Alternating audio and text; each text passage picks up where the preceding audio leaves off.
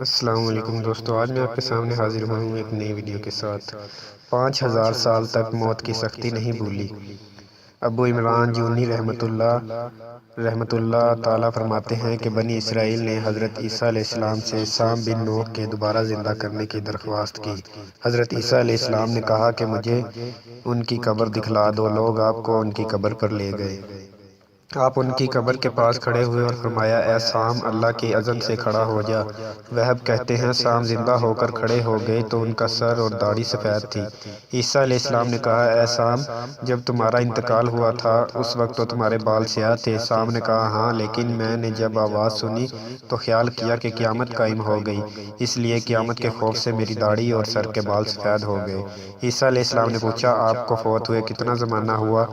سام نے فرمایا، 5000 سال، اور اب تک مجھے روح نکلنے کی سختی نہیں بھولی۔ عیسیٰ علیہ السلام کے سامنے جب قیامت کا ذکر آتا تو گم شدہ بچے والی ماں کی طرح چلا کر روتے اور فرماتے، ابن مریم، قیامت کے ذکر پر خاموش بیٹھنا مناسب نہیں۔